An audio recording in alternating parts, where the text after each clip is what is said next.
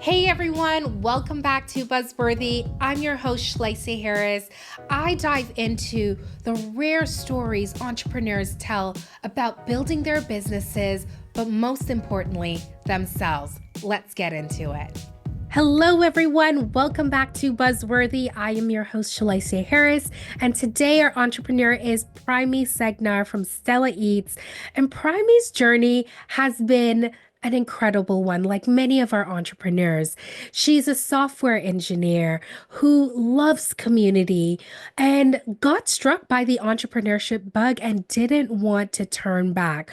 But like many entrepreneurs, Primie had a major incident that caused her to take pause to say, do we stick with it or do we go? And that's something that many entrepreneurs, including myself, has come up to that fork in the road. And so we'll dive through Primie's story today and learn more about what kept her going and how she's building StellaEats to address so many of the challenges that her tech-driven business StellaEats is driving today. Primie, thanks so much for being here with us. Thank you, Celicia. Thank you for having me in Buzzworthy podcast. I'm happy to be here and share my stories with you and your listeners. Yeah, absolutely. When Steffa from Economic Development introduced us, I was very excited about it because, as immigrants coming into a new country, we Mhm. have certain expectations. We think life is going to go a certain way, and it doesn't. And a lot of immigrants actually become entrepreneurs Mhm. because of the things, struggles like not being able to find a job and all of that. And I know these were some of the things that, happened within your journey as well. But before we get into that, what do you think eventually set you up to be an entrepreneur? Oh my God, I love this question because it is. I think this is quite a trip of a journey, especially being a firstborn immigrant. No, a firstborn eldest daughter rather, Hmm. and being the first immigrant in this country. I find myself at a very early, younger years. In my transformative years, I've seen it with my parents growing up and my grandparents as well. So it's very generational, and it's only a matter of time will it catches on to me. I've learned how to lead, adapt, and also care as well along the way.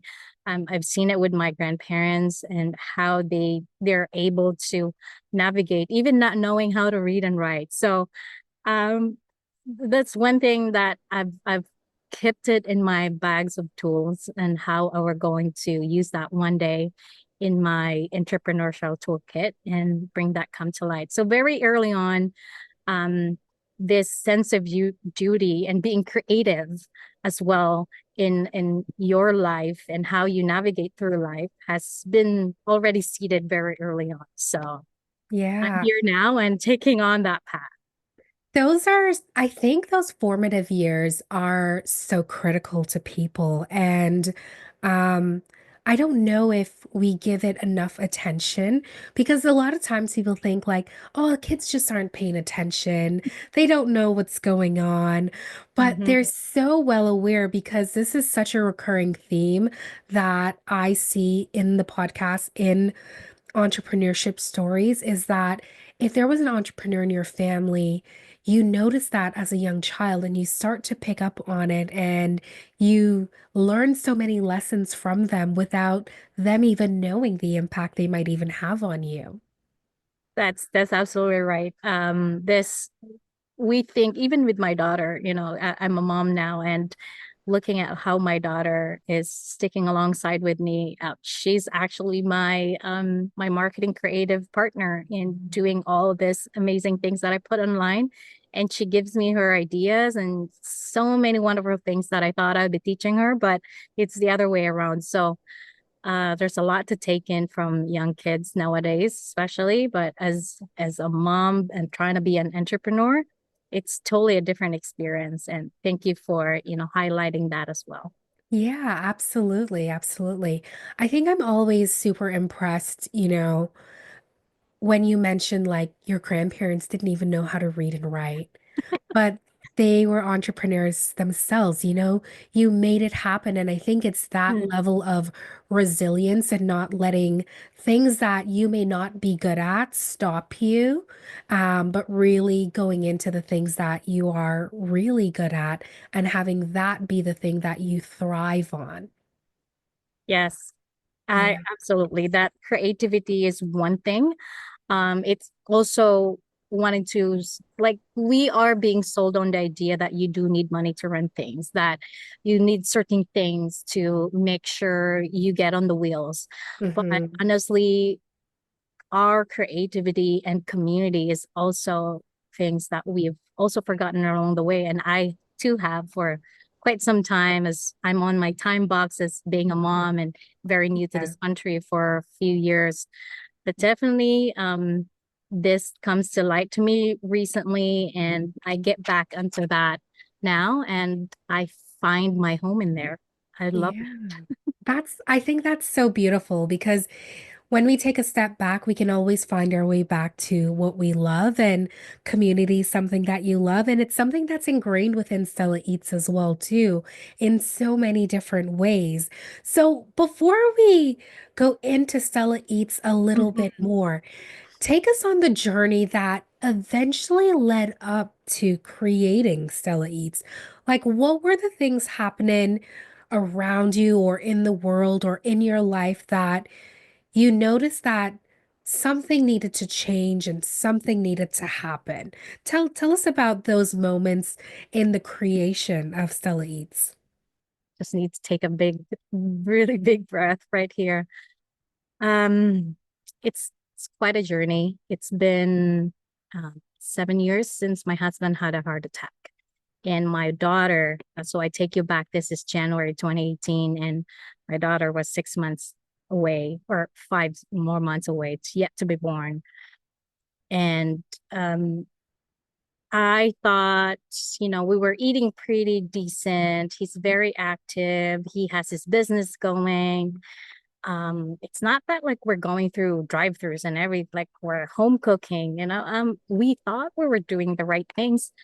But then when that happened to my husband, I've also questioned myself because obviously I am the wife and be taking care of my husband's health as well. And I took that very personally. Yeah. And with plus when you're on your trimester, it's a very different when you're heading to your trimester pregnant, it's a different ball game. Your emotions are just raw and very sensitive to all these things. And that really kept me wake up every night. And it's like, now what? What's gonna be the next steps forward? The Mhm. surgery was successful. Obviously, for years after that, we have cut back our lifestyle. I even tell him he actually smoked, doesn't drink occasionally when we have parties, but I think that's the only fallback he had. But he's very active in his construction business. And for some time there, we had to figure out what to eat. And to tell you, I'm not a very good cook. I would run to recipes and, find things. I would go to the health kind of the website or diabetes society and try to find health stroke website and figuring out what to eat and what's the proper way. Yeah. And being new to the country, because I was still fresh, I think a year at that time in Canada, uh, Wow. I have struggled with learning the culture, especially with food, and very Mhm. much not into the kitchen. So it's such a struggle for me to figure that out. And then eventually, when that so fast forward last year, he had a sudden pancreatic cancer, an aggressive one. And when the doctor delivered the news, um, it was such a bad timing because I was on a call trying to work the business. I was trying to close a potential partner, and I didn't even heard it right there, but I was in the clinic and waiting for the news, and then the news broke out and I was so devastated. It's like, Yeah. why? Like, you're both peaking and in the business and hearing this diagnosis, it really took us a major step It's a back of major hit. everything. Yeah. It was such a big pause, and navigating that, the cancer journey, just like other families was going through the same thing. I felt how deeply personal it came to me that um the food that we eat is something. I mean, like what other people say, there must be something in the food, and totally there Mhm. is. And it will take us back to where it came from in the soil. It's depleted mostly nutrition wise. So no matter how much pounds of carrots are you going to be eating, if it's not coming from the right resources, from the nutrient dense soil, you're not going to be Yeah. getting the same amount of nutrition. And of course, you're going to be compensating with supplements, right out there, and that's also very expensive. Yeah. And so going through this, there's a choice that food is not simply a sustenance that you have to put in your body because you're hungry. It's now a matter of survival versus the Yeah. joy, and going through that process. And I was in the middle of building StellaEats at that time, and I have to find my community. I have to look at or reach out to people that I know, and they were very generous in talking to me what the food diet would look like. We talked to dietitian, and but still it doesn't make sense because you as for him it's still up to his body and how it's taking it, and it's still like a hit and miss because you have to take one ingredient out together. It's like a guacamole. You don't Yeah. know You which one can't is really the find the trigger. problem. Oh Yeah. yeah. Nothing, So so it's many so different hard. triggers. Yeah. Yeah, it was so hard. And then that absence of finding, the support, and how can I be able to navigate on this on my daily routine, cooking? Where do I find my next meal? Just trying to hunt that down. And when Stella, that's where to me the big pause last year was a very heartbreaking experience as well, because I thought I was in the point of giving up. It's like there must be more to this. Yeah. And what it reveals to me, the absence as well, like taking that big pause, made me realize that it's not just me or my family. There's a lot of millions of Canadians that's actually struggling when it comes to the nutrition and diet. And it's very sad, actually, that statistics in Canada, $44 billion industry is actually diet related. It's stroke, and diabetes. So that alone is a huge statistics out there that Yeah. that shouldn't be taken lightly. Yeah. I think your experience isn't unique in any way because Mm-hmm. so many people have very much the similar struggles when it comes to food, trying to figure out what's right and what's not, and then having two major health incidents, a heart attack not too long when Mm-hmm. you've come into the country and Right. don't really know how to find those resources. And then just last year again, which was what, about 6 years later, Yeah. another major health incident. And so when I think you're right to look at what is the root cause Mm-hmm. of everything? Are we getting the right nutrition and understanding the source of our food? And I don't think a lot of people think about the sources of our food. So how does Stella Eat go on to sort of try and solve the problem of understanding our food sources? Mm-hmm. So that's a very valuable question right there that you raised, because when I got into finally finding out the root cause and really digging into the problem deeper, I found myself talking to farmers, nutritionists, dietitians, and actually started a podcast talking about nutrition and where our food came from. And um, it's very sad to know that even how industrialized we are in this day and age, Yeah. we have been sold and we have bought the products on the shelves, and it's yeah, we think there's right compliance and regulations, of course, standards when it comes to our food. But then again, the nutrition is reintroduced once it's gone through the process. Correct. food processing. So it's not really that you're getting the actual benefit of the food that you ingested and it's been introduced in your system to Hmm. be put back. I had one recent conversation with another like organic uh frozen smoothie producer in here in Ontario.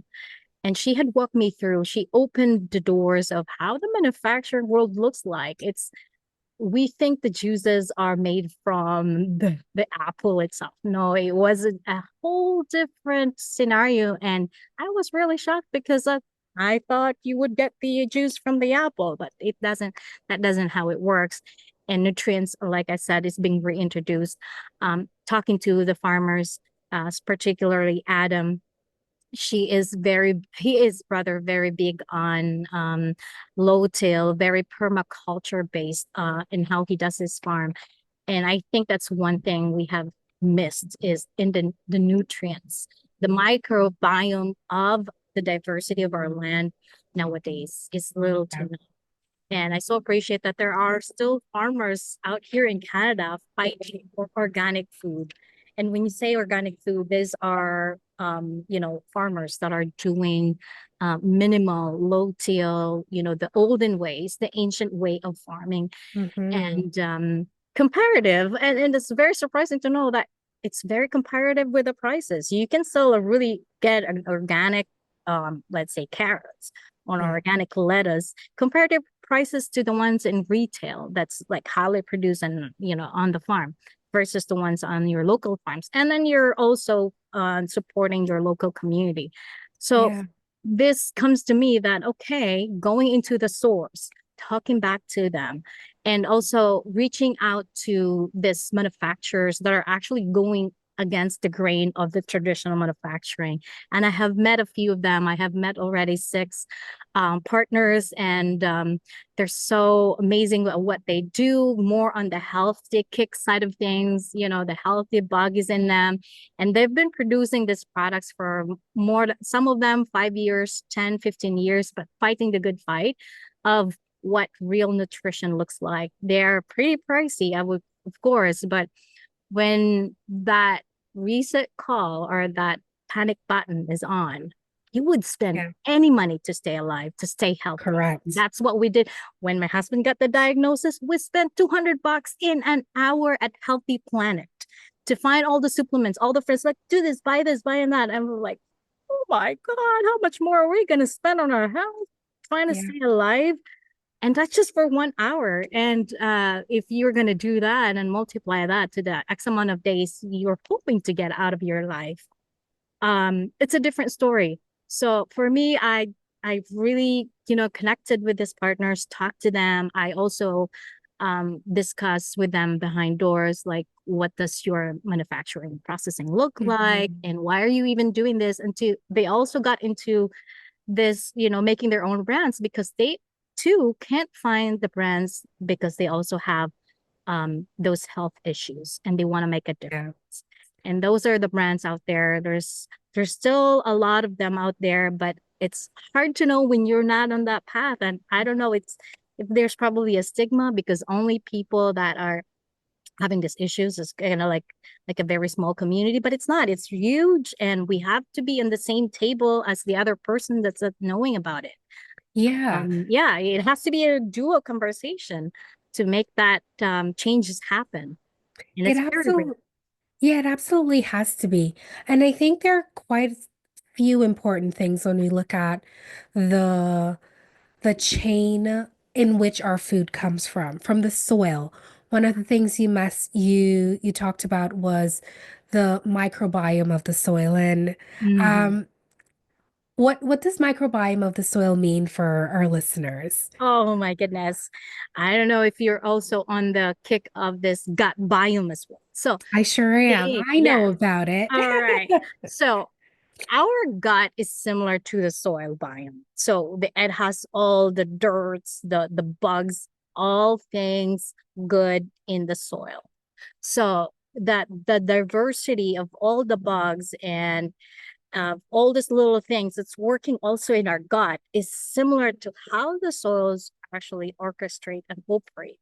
So you got you got the fungi, everything, all little critters, big and small, Good in and the bad soil, in the bacteria. ecosystem, the Yeah. bacterium world, the flora and fauna. And then you think about that, it's the same thing as what's in our gut. So if we strip away the the ecosystem that makes our land thrive for millennia, you Mm-hmm. you plow that heavily. Now what's going to happen? They're going to be exposed to sun. They're going to be wide open and they die in the process. So when we're turning this soil, we think that the industrial revolution is actually making, of course we're producing massive amount, Yeah. but it's like gut holing. You're like overhauling your gut and like just taking out everything there and hoping to put back together. And that doesn't how it works. Like years later, 10 years, 15 years later, you will be wondering, why am I having a diabetes issue? Why am I having a heart attack? Why this, why that? The food that we're eating, where is it coming from? We don't really Mm-hmm. ask these questions because we pretend not to know, but we also have a high hopes on standards and regulations, which they do exist. But definitely, when we think about the circular economy of things, we pay the end of it, We and pay the price at we the pay the end. price, and Yeah, it's we our do. health. Very Yeah. costly because it's our life stake at this moment. So very. Yeah, and I hate to sound like a conspiracy theorist sometimes, and I've worked in food manufacturing for years. So I've seen sort of the other side of it and how food comes together. So some of the Mhm, things that you know, but it's almost like what's being used against us is time, right? mhm. Yeah. Time is money, time is health, time is quality, time is all of these different things. And that's what we see in, the huge manufacturing of food and Mhm. agriculture. And one of the things that, I've learned along my own food journey and working in food myself is, you know, these ecosystems are absolutely incredible. Like, I don't know if you've seen the documentary, The Biggest Little Farm. Have you heard of it? There's a similar documentary, but I will look it up. There's a similar documentary on Netflix where they Yeah, built a farm for 7 years. It that's could be that's the same documentary. okay. Yeah, it's the I just same don't, one. I just forgot the title, but that I was, oh my God, I was crying and everything. But Such a good documentary, and it's incredible to see how when problems typical agricultural problems arose, they just fixed it with another part of nature to sort of create that balance. And it does take time to create that balance. And I think that goes back to, time is the one thing that we all are paying for at the end. You either take time and make good food at home, take time mhm, and find the right food for yourself. Um, so you don't have to pay the health consequences later on. And sometimes we can't control those things. Um, but we we do have a lot of options in that regard. Like we can choose to buy local because if our spinach is coming from, tons and tons of miles and hundreds and thousands of miles away, and then we eat it 3 weeks later, how nutritious is it really? So, mhm, understanding your source of your food, how that food is grown, the care that farmers take of their cattle or their actual produce is really incredible. So, when you have looked at all of these different partners, Primey, mhm. how are you looking to bring all of them together with Stella Eats in order to help people make very clear, good, nutritious food choices? Yeah, very good question. I love that. It still eats. I have to say, it's really born out of necessity, and this is we're bringing the Stella Eats as a marketplace for people like us having any special dietary or medical conditions, looking for a better way to source and discover food that actually works for them while they're healing or on their journey to a healthier lifestyle. So we bring together, I find manufacturers that are producing. There's really good brands out there. And then we bring them into this platform. And what we do is we match our customers with the right brands that's suited for their lifestyle, their dietary restrictions or conditions in mind. And we bring that together. So we're building the tech on the side of based on your nutrition and your dietary condition.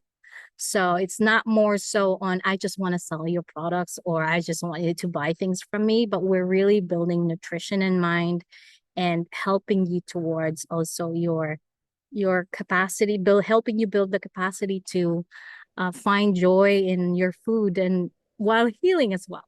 And I find that, the community in it as well is they're actually a very close community and I'm starting to enjoy them now more so.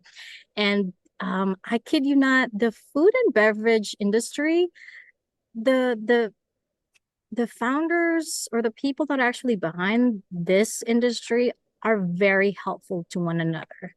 Like they're not really gatekeeping. And I thought it would be a different perspective. I know I come from a tech background and it's a different scenario to work in a tech industry. But then working with the food and beverage network, even with farmers, I find them very open to like, what do you need? Okay. Do you want to have a workshop? Do you want to have like how much educational stuff you want to put out there? And tell me, how can I help you? So it's very much in that communal space where we find each other, the passion to help one another. And I think that's really one great thing of bringing StellaEats is the drive of the community, helping each other. Although it is a marketplace that brings people together, but it's more on empowering each other. And that's what we want to achieve with StellaEats is not just you finding what product or brand you want to buy, but really helping you out through the journey and being able to uplift one another. And, when you're with us, definitely would be one of your champions for your health as well. Yeah, I think that's absolutely necessary because I found myself personally, and I know a lot of like friends and family members also find themselves on these different food journeys for different reasons. And sometimes you don't know what reason it is exactly, other than the food I'm eating is just not making me feel great. It's just you don't have one thing you can pinpoint on, but one of the things in my food journey is dairy. For many, many years, just assumed that I was lactose intolerant. Oh, I would occasionally take the lactose pills or eat the ice cream and just suffer through it. mm-hmm. But very recently, when I say very recently, only about 6 months ago, Oh, I decided to dive back into, you know, why is it that I can't consume dairy in hmm. North America, but I can consume dairy in Europe? Good And question. yeah, it was such a good question. And like, I literally could not go to bed that night. And I decided to start researching different kinds of cows Oh, and oh my gosh. down to like the breed of the cow. And eventually I found a farm in Waterloo, Ontario, Oh, that has the Gurmey's cow, and it naturally produces what's called A2 milk. And what's interesting is I had actually tried A2 milk from other brands before, but there was no difference in terms of how I responded to dairy products. It still gave me the same side effects regular milk gave me. But when I saw that this Burmese cow was a similar breed of cow that they use in Europe for dairy, I decided to try them and my life was changed. I had about 5 liters of milk in about 2 weeks, and it was the most amazing thing for me. I was so happy because dairy made me suffer for so long. So having, a platform where you can really get to a source that's, you know, more pure and has a lot more care and less industrialized, uh, Mhm. is really incredible. And what a lot of people think is it's that much more expensive that what you were saying, but Mhm. the 1 liter of milk that I get from this farm called Abbey Manor is, 4.99, which in a regular one Yes. liter or 2 liter milk is not that much less than that. And it's so worth it for me. So having access to foods that make us feel great because food is joy. Like I love food. I love cooking. Um, and we have lost so much joy in food. And so really understanding the source of it as well is I think so critical, so critical to the longevity and the quality of our lives going forward. And I totally understand where you're coming from. And it's good that you're actually digging into, going to your own root cause analysis as well, because we just think nothing of it. Like we're both immigrants, and back in my home country, I didn't even understand what food sensitivity is all about until my daughter, I had to get her to kindergarten. I was then educated about food sensitivities and, you can't do peanuts and all these other things and milk, of course. And I have to be really mindful as well moving forward from that experience, because that really also educated me on what why are things this way, and back home I can just shove whatever I want however I want it. It's so different. It's such a different, and I'm so glad you found someone. I definitely gonna look them up, and I'll see Yeah. what that would be I a will really good send you resource. their information because I mean, I've told everybody. I've told everybody about this farm. And so Abbey Manor, this is not a hashtag ad. This is just a reference from Right. me. But yeah, I'll certainly send you their information because I also follow them on Instagram and they Mm, talk about how um they talk about how they have all this like grass they have for their cattle grazes and they save them like over the winter and things like that. And so it's really great to see the love that goes into the food that we mhm. eventually have to consume, and that makes us feel better, right? It nurtures us long term. Very nurturing indeed when you have, when you see farmers, especially like you mentioned earlier, going back into the source and where things come from off the shelf that we're buying, and Yeah. really understanding that whole process. It gives you a compassionate mindset and different Hmm. way to looking at food, and like you said, joy, finding joy in food again. Oh please. Like it shouldn't be a punishment or whatever. Like Yeah. it's part of our culture. We Yeah. celebrate usually with food. Yeah, and we shouldn't have to eliminate everything from our diet Hmm. just to feel okay, because then we're lacking the nutrition and all of that from the other things. And so when we look at what Stella Eats is doing from a consumer perspective is really a marketplace that is truly vetted for them. That's That right. that you have done the real background checks on these companies based on, the standards that you have created around what what we know to be very good food, what we know to create an environment where quality food can come from so people can find it easier. So it doesn't have to take them years like myself to eventually find out that, you know, there's a farm literally not too far in my backyard that can actually provide something that is nourishing to them and you don't have to eliminate it from your diet. That, yes, 100%. I'm on board with you with that in that capacity, because it's one thing to list as many products as you want. Of course, we're a marketplace. It's also a business at the end of the day, but comes to mind that nutrition and our health comes first.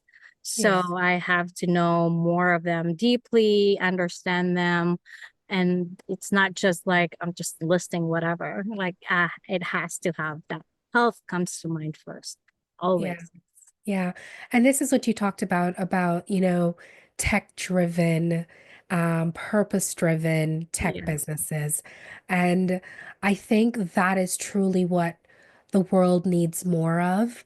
I think sometimes we're innovating on things that don't necessarily need innovation on, Right. truly serves just the bottom line of many businesses, but the negative impact to us is real as human beings. And coming from someone that, you know, worked in what's called commercialization of industrial foods, I've seen the back end to it, They're real scientists, not chefs or farmers, real scientists that curate and design our food.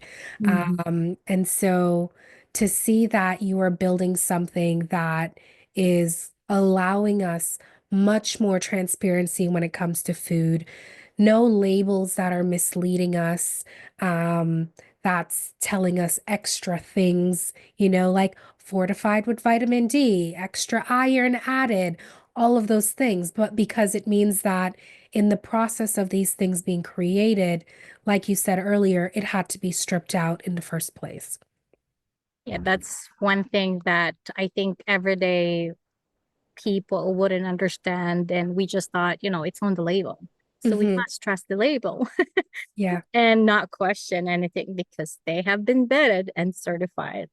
And yeah. yes, and it comes with a great cost. And Hmm. definitely, we don't want to wait until it is time, but unfortunately, sometimes we do need those wake up call. And thank you for bringing your experience as well, because you do understand and see what it looks like. So if there's designer bags, there's also a designer food that's geared to us being addicted to this outcome of like just eating whatever, and like we don't even understand why we're craving for it so much when when you shift into the organic. And this is one thing I've also learned when my husband had diagnosis. You don't actually have to overfill yourself, No. and it's actually with just a certain amount of food you're already fulfilled, and that has something to do with the food. You don't have to like overstuff. And we thought, you have to eat of this much and this much, but no, it's not really about that. It's more on the nutrition that your body's taking, and that's why we're so hungry all the time, because there's not much nutrition in what we're putting into our body. And you've seen the other Yeah. side of things, and I'm so glad we're having this conversation. Oh yeah. Oh yeah. I'm so into food because food has personally impacted me in so many ways. And like you're saying, we don't have to eat tons and tons of food, but if our food is nutritionally dense, um, we actually our bodies don't want more than it can process, right? So when it comes to different certifications and things that people can actually trust and feel secure that this certification means something. Like you talked about organic. What does organic really mean in terms of food? Yes, that's a very good question. I did a deep dive on that one and what organic means. I had different um, mindset about organic, but definitely the certification doesn't really negate the idea of other traditional means of doing cultivation or growing in the farm. Hmm. For example, you got fruit trees or even vegetables. So the organic certification is to vet it that there's the minimal uh, certain amount of chemicals and other traditional means of farming are still being considered. So it's Okay. not like purely traditional, ancient that we can tag you as organic. So I also want to encourage our listeners to go into the certificate, these bodies in their Hmm. website that actually does certification, and they will tell you it's not 100% organic or even 100% vegan. And that's one misconception that I also had in me and my consumer mindsets, like, it has to be like, how would you certify such things? But no, they're not. They're really not perfect. They're not 100%, but it's minimal. And there's certain criteria that you have to check on the box. So you would fit Mhm. into the model that you're certified vegan, you're certified organic, non-GMO. So there are this list of things, but it doesn't 100%, take out the traditional farming in it. So Yeah. I wish there is such a certification, but that means going back to our old ways, Yeah. culture, the ancient farming. And there's a lot of talks about the ancient diets. And I'm so happy that these things are coming back to the mainstream because we needed this. Like people are getting sick every day. And so Yeah. enough of those fancy ads and designer formula of things. Yeah, go back to the roots of what food actually is. And you're right, we don't necessarily want to go back to truly 100% ancient ways of farming because then for our population size and the way we live today, it just won't sustain us enough as a population. So there are some things that, of course, we tap into innovation. It's how farming even became farming, right? Because before people would just Right? migrate from one area There to you the go. next area and then use food like that. But then Hmm. farming became an innovation itself. And Yes. 100% we should continue to innovate um in areas, but innovation not to the detriment of our health and well-being. So, Primie, as you continue to build StellaEats and you're creating this marketplace around consumers and farmers and manufacturers that are really preserving the quality of our food, what are some of the things that, our listeners can start to think about that Stella Eats can truly help them understand when it comes to food? Like, how will the Stella Eats platform really benefit them in understanding food a little bit more, and helping them make the right choice for them? Yes. I love that you bring on this question to me because as much as I wanted to be more innovative and very tech driven, but I realized um, going into the discovery process, even understanding our own health conditions and what we really want in life, um, has something to do with our access to information, being empowered. And that's one thing that I'm working on at the moment is to have a community and being able to empower them, giving them access to information and be a resource to one another as well, and bringing that community and activating those programs, and which I can't yet tell to everybody, but we are slowly building this education piece and the community bringing into the platform so we can be informed of more of having a choice and really knowing if this is good or not good and not stripping everything because that's not even healthy, and we need more of diversity of our food. And we thought you have to get rid of everything because you are sensitive to this food, or there are conditions that we do have to think about it, but then realize that it's not going to be healthy moving forward. And it's because your body is then being depleted and Mhm. going to survive on whatever you have left. So slowly introducing back again, which is I'm really looking into more of that, how to reintroduce these foods that are, you have been desensitizing yourself. Why are you losing body mass? Why all this calcium in your body you're losing? Like people that are on restricted diet and also Mhm. medical conditions, actually it's not getting healthy over time. They're getting Correct. more sicker Yeah. because they're losing the nutrients and being missing on this. And being able to find that resources for them and talk to dietitians or nutritionists or healthcare providers that are big on integrative healthcare to Mhm. integrative nutrition, like bringing that aspects into the platform. And I also want to be able to connect mind, body, spirit into the Mhm. experience and I have hosted a few meditations online already. So I want it to be more than just me telling you, oh, we have a smart way for you to find nutrition and the right products, but also help you support along the way with your mind and body also being nourished along the process. Yeah. Yeah. I think creating communities is especially what the world needs now because there's so many ways to divide us and so many ways to separate us. And food is something that can absolutely bring us together. So I think Yes. that it makes total sense to form this community in this way. So when people start to, join the Stella Eats community and they're finding the resources, is the Stella Eats community like available? Is the platform ready for people to start signing up and registering and checking out some of your partners?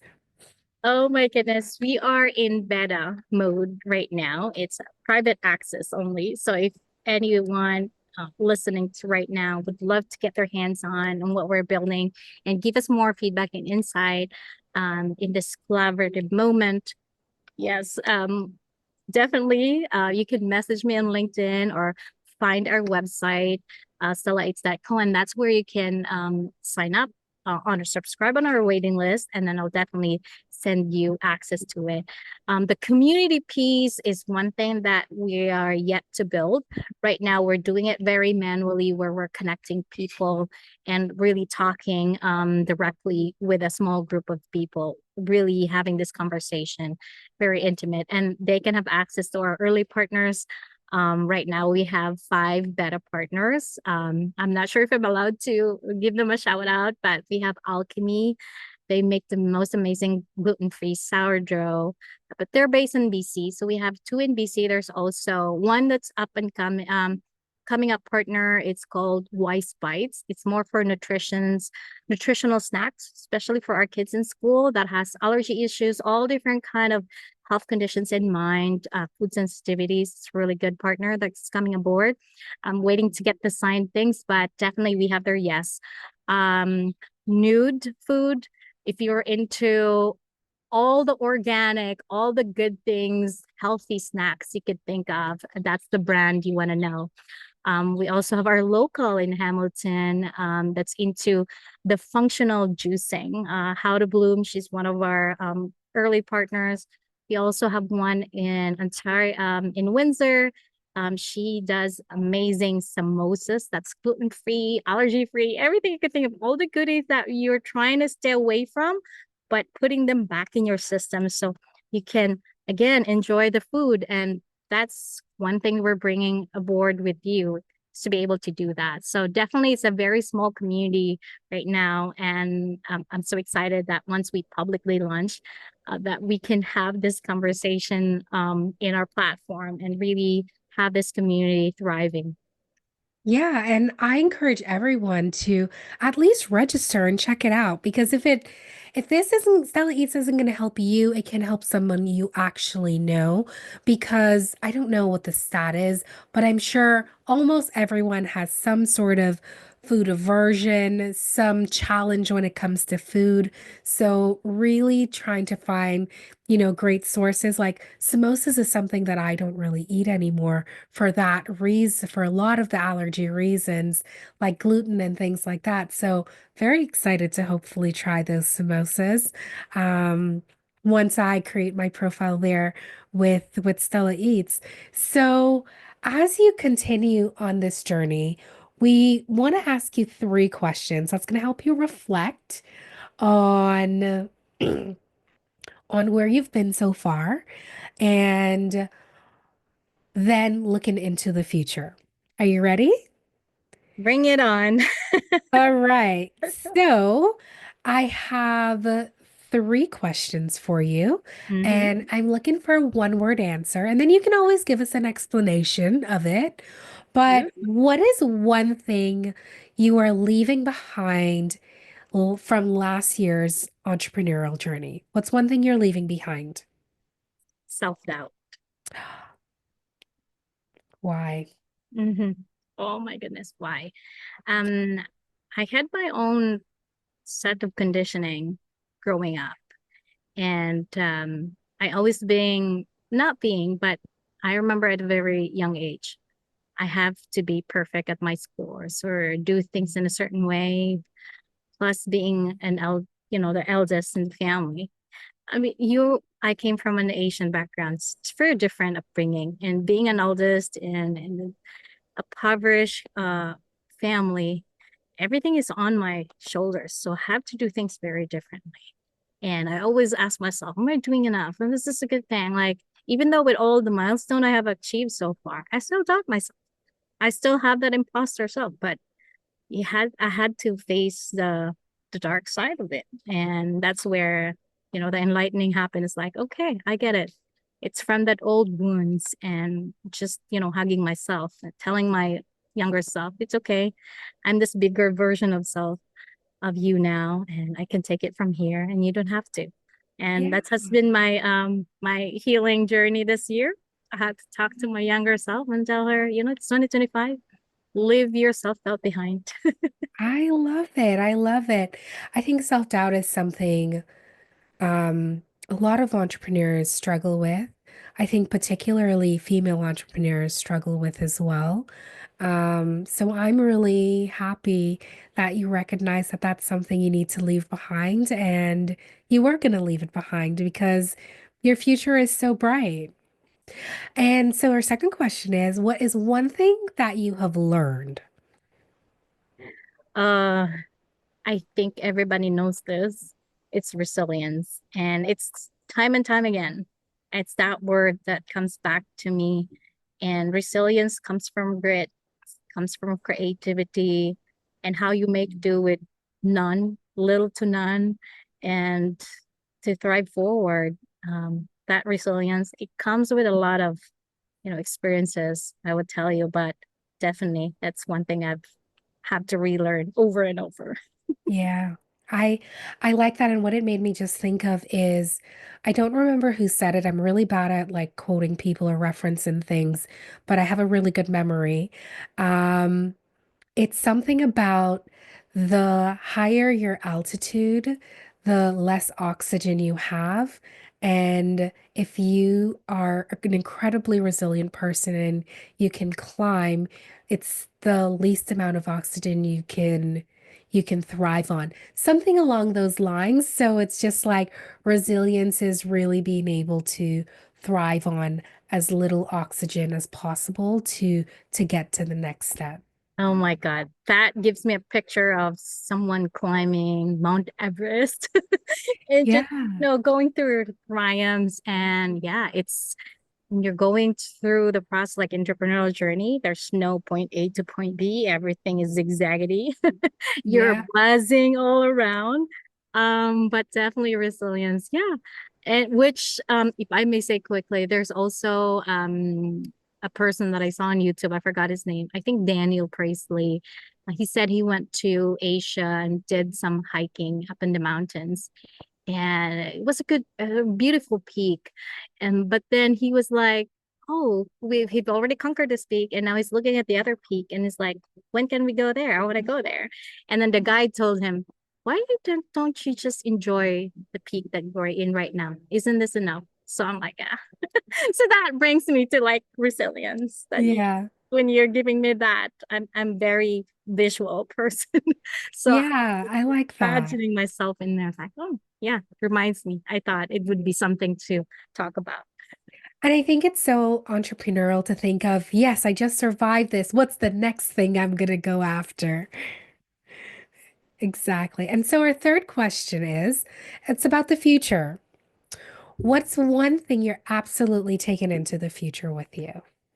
Fate, walking Mm, in fate, um, not by sight. I think there's a proverb or a Bible, a biblical terms to that. But yeah. definitely, I was one-sided with the metrics, and I was trying to go for the Silicon Valley rush, being sold to the standards of building a tech platform. And it's slowly, pulling me away to what matters to me. I love community. I love helping. I'm a very mission driven person. So it took me away to what was really important. I was trying to go after fundraising and looking for the next venture, talking to potential angel investors, putting my time so much on all these programs that gonna help me fundraise and do those stuff. But definitely faith, walking in faith, to understand there's bigger plans than my own plan, and there's that invisible guidance. And we all know I believe in one higher power, and I believe that we are all here already signed up with whatever we signed on to be on this planet. Yeah. And as self-declared spiritual person, I believe that I'm here of purpose, and I'm here to do what I'm meant to do. And doing my own plans, it didn't seem to work. So I left it in my fate, and let God, find me my ways and show me the direction where I need to be. I really like that. So, do you think you're living your purpose right now? Oh, 100%. Like even at midnight, I don't feel like I'm burnt out, honestly. Like Wow. it's that energy. It just sparks Yeah. me right up. I was like, is this even, I know, you're a founder, you're overstretched, this and that. But once I go Mhm. back to the meaning and why I'm doing this, I'm fired up again. And then, but having faith on you. I'm not the traditional, faith person. I go to church and whatever, but I'm a very spiritual person. And I think you can talk to God or be with your faith whenever and however you want. And I see, God and the universe and everything. Um, it's very hard to kind of understand, I think, when you're doing your spiritual walkabout. That's Yeah. one thing I've learned with my spiritual walkabout. And I must say, entrepreneurship, if someone wants to be in the fastest walkabout of enlightenment, do entrepreneurship. Definitely hit your ego fast, everything. It's just Oh, like yeah. the door. Oh, you know what? I will co-sign that very, very quickly because the amount of things you learn about yourself being an entrepreneur is mind-blowing, especially in the shortest amount of time. And this is why I think entrepreneurs are so exceptional in so many ways. Whether the business you have becomes, classically successful or not, um, I think the person that was building something that never existed before, in their own way, that person themselves will never be a failure in any way because they've decided to embark on a journey. Um, that taught them so much about themselves. And hopefully, what they've learned about themselves is, impacting the world in a much positive way than ever before. Yeah, awesome. Well, Primey, it's been an absolute pleasure having you on the podcast today. I love your passion about food, and I love that you took these really hard moments that can be paralyzing in so many ways. And some might say it was not ideal to start a business at these times or continue a business in these times. But it seems like this is truly your passion, this is your calling, and you are bringing something into the world that is creating more value and bringing people back to an overall healthy place by just simply getting them access to high quality food that is cared for in the way it should be cared for. And so I'm very excited to see where StellaEats goes. I'm excited to try some of the foods and products on your platform. And I'm excited to say that one of your partners is actually one of our podcast guests as well, too, Natasha Smith from How to Bloom. So take a listen to her episode as well. And thank you for your intro to her as well, Primey. And so tell our listeners where they can find you on social media so they can follow your progress with Stella Eats and hopefully join the community. Oh, yes. Thank you. Thank you for that, Shalisha. So I guess we are to the end of this conversation. I still would love to chat to you on on all things about health and nutrition, but definitely catch us up online in all social media platforms except Twitter. We're not there, but we are on Blue Sky if you're more on the other take of X. We're definitely on Blue Sky. It's a really good community out there too. But yes, we are on all social media. It's our handle is StellaEats official, and reach us out on StellaEats.co. That's our website. Sign up to our wait list, and definitely you can message me on our social media, even to my LinkedIn account. I'll be there to support you. We are launching on Canada Day, July 1st. And it's nerve-wracking, but I'm so excited that it's finally coming out and a lot of people can use this help as well. We believe that the next fuel to our growth is to build around community. And if I may say a hint is that I'm going to run a community-led fundraiser instead of doing a venture-backed fundraising. We're brewing this intention that we would love to be funded by love and powered by our community. And you can check our website once it's live, our fundraiser. You can directly, donate or volunteer or serve with us, however you wish to contribute in our community. And if you are a food brand, please do join. We also have a kitchen to commerce workshop helping from 0 to 1 million, or looking to be into 1 million space for functional and food beverages companies. I have already amazing mentors lined up, so I'm so excited. And I hope to build more of community-led workshops and programs, and this is just one of them. And we would love to help you with your journey without losing your soul and eventually losing all your monies or pocket bills because of health issues. So we'd love to support you along the way. Amazing, amazing. So we will drop all of the links in the chat. By the time this episode is out, StellaEats will be live already. So let's all go and check it out. And you will find all the details in the chat. And we will be absolutely happy to support your fundraising initiative. We will send all the information to our listeners and on our social as well. Thanks so much for joining us today, Primie. Thank you, Shalisha. It's been an honor. It's delightful to have you here, or have you in this podcast. Thank you. Thank you for having me. You're welcome. You're welcome. Thanks so much, Primie. Thanks for tuning in, everyone. We're so glad to have you as part of our Buzzworthy community as we grow our network of buzzworthy businesses. Continue to follow us on all the social media platforms at buzzworthy_pod and follow us on whatever platform you're listening to so that you can get the new episodes as soon as they're out.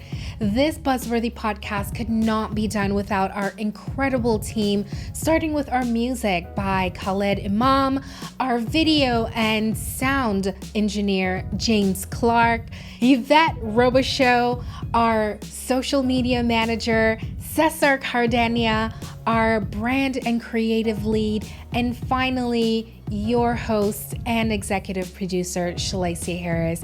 We'll see you next week.